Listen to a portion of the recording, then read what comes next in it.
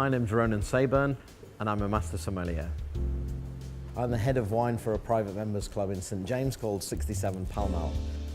Wine and coffee are very similar in many ways. I mean, they're both natural products, they're both agricultural products.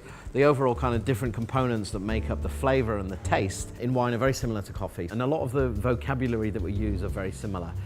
You look for the weight of the body, you look for the acidity, the astringency, the fruity characters, the nutty characters, so lots of similarities. The skills of a Q grader and that of a Master Sommelier are quite similar in many ways. To make it as a good Q grader, you obviously need to have a very good theoretical knowledge. You need to know a lot about the history of coffee, where it comes from, being able to taste it, identify flavors, being able to kind of blend the coffee together to make the overall perfect cup. The new Grand Cru, composition number 1, was a collaboration between myself and UCC Coffee and working with Guyane, their Q grader. The overall aim was to come up with an on-trade coffee that could be sold in restaurants, hotels, coffee bars. Something to be quite sophisticated, quite delicate, not too heavy, to be quite flexible so it could be drunk at any time during the day.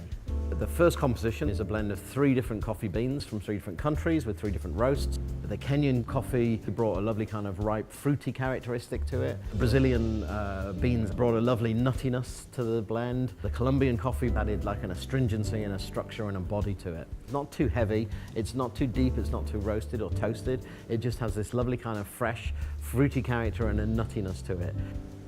So if I was going to compare Grand Cru specifically to a wine, I would probably say that Grand Cru is probably in the style of a classic French red wine, maybe a nice Gevrey Chambertin from a 2009 vintage, something like that. Well knitted together, lots of different flavor elements to it, but not too powerful, not too punchy. As an operator in a restaurant, I think it's definitely beneficial for the bottom line of the business to learn more and understand more about coffee. Probably the last thing that you have in a restaurant is a cup of coffee. And if you leave and the coffee's not been made well, you leave literally with a bad taste in your mouth. The most interesting thing was when we actually put the coffee in front of some of the customers. It was a coffee for them that they thought was really delicate and very balanced and very harmonious. So that was a great, it was a great kind of conclusion to the work that we'd done to come up with the blend that ended up making ultimately such a refined and sophisticated coffee.